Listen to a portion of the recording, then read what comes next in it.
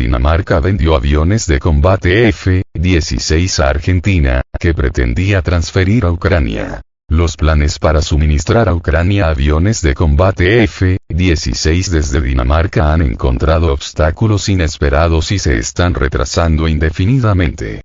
En el contexto de los llamados activos de los líderes ucranianos sobre la necesidad de fortalecer el armamento de Kiev, el ministro de Defensa danés, Troels Lund Poulsen, durante una visita a Buenos Aires, concluyó un acuerdo con Argentina para la venta de 24 cazas F-16 por valor de $300 millones.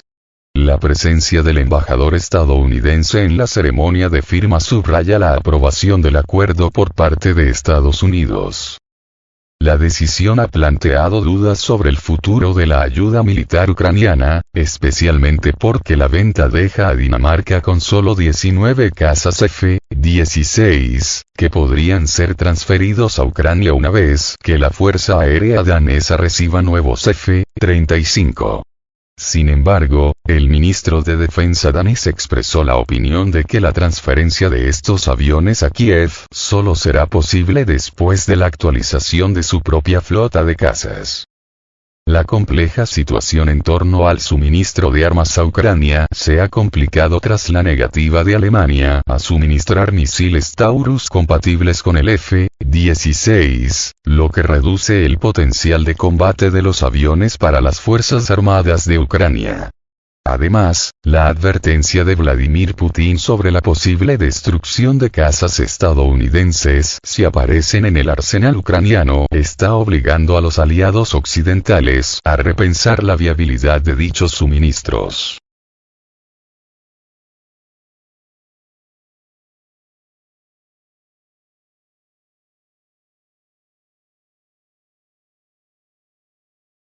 Suecia ha iniciado negociaciones sobre el suministro de aviones de combate Gripen a Ucrania.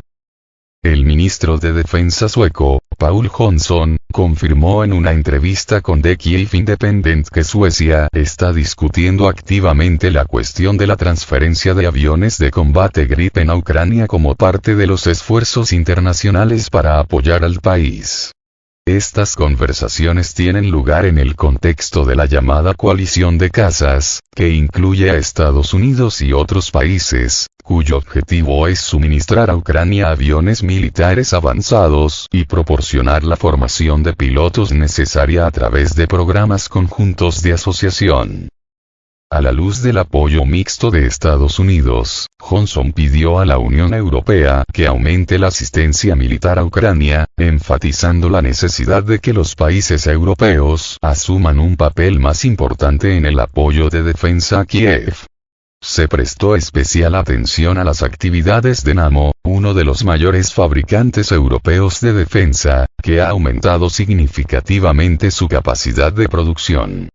Operando en 5 turnos, la compañía ha alcanzado niveles récord de productividad y planea triplicar la producción de municiones de artillería para las Fuerzas Armadas ucranianas en el futuro, aunque este plan tardará varios años en implementarse.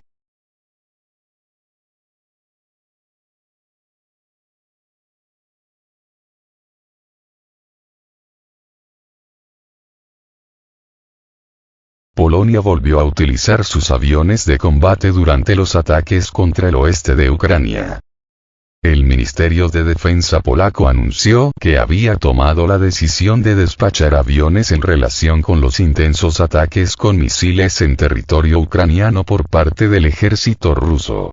El 29 de marzo, sonó una advertencia de ataque aéreo en toda Ucrania y se escucharon poderosas explosiones como resultado de ataques con misiles en las regiones del Lviv y Dnepropetrovsk. Se informa que aviones polacos están patrullando en la parte sureste del país, según informó el Departamento Militar polaco. En el contexto del conflicto actual, el ejército ruso continúa atacando diariamente instalaciones de las Fuerzas Armadas de Ucrania en territorio ucraniano, incluidos los cuarteles generales del alto mando de las Fuerzas Armadas de Ucrania, instalaciones de ensamblaje de drones e instalaciones de producción involucradas en la reparación y el montaje de equipamiento militar. Entre los objetivos de las tropas rusas está también la destrucción del equipamiento proporcionado a Ucrania por los países de la OTAN. Anteriormente se destacó la derrota del quinto tanque estadounidense Abrams, destruido por combatientes de Samara en dirección a Avdiivka.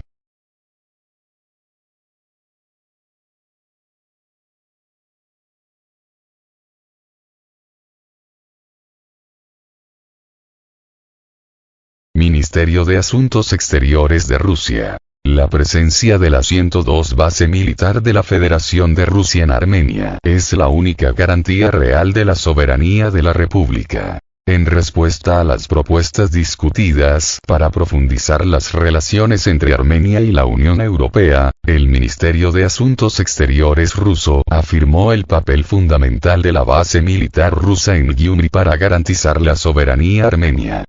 El representante oficial del Ministerio de Asuntos Exteriores ruso destacó que la presencia de la 102ª base militar rusa y de los guardias fronterizos rusos es la única garantía real de la soberanía del Estado armenio, rechazando ideas que impliquen fortalecer el potencial militar de Armenia a través de la retirada de estas fuerzas como demagogia peligrosa.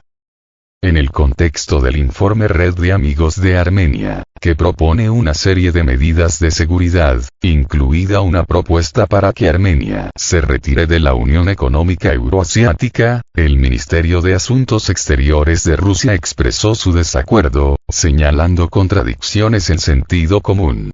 El Ministerio de Asuntos Exteriores de Rusia destaca que Armenia es el principal beneficiario de la Unión Económica Euroasiática y señala la incertidumbre sobre las condiciones para que Armenia acceda al mercado común de la Unión Europea, como sugiere el informe. También se observa que la Unión Europea ve a Armenia como una fuente de recursos y ganancias, sin tener en cuenta los intereses del país. La base militar rusa en Gyumri fue ubicada de conformidad con el Acuerdo Interestatal de 1995, y en 2010 su estancia se amplió hasta 2044.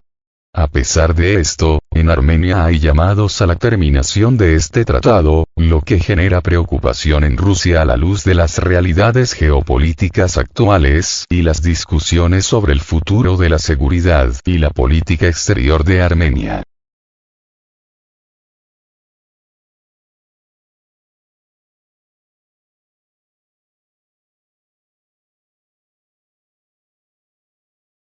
Armenia niega acumulación de material militar en la frontera con Azerbaiyán. El Ministerio de Defensa armenio negó las declaraciones de la parte azerbaiyana sobre la supuesta activación del ejército armenio cerca de la frontera entre los dos países. En el comunicado oficial del departamento se afirma que la información difundida sobre los movimientos activos de personal, vehículos blindados y artillería de Armenia no se corresponde con la realidad. El Ministerio armenio también destacó la reciente publicación en varios canales de Telegram de fotografías que muestran a los conductores reclutas realizando un rally como parte del proceso de capacitación.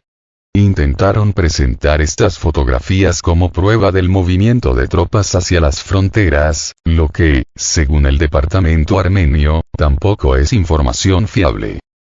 El Ministerio de Defensa de Armenia destacó que la situación operativa en la frontera entre Armenia y Azerbaiyán se considera estable y que por el momento no es necesario tomar medidas adicionales para fortalecer la frontera.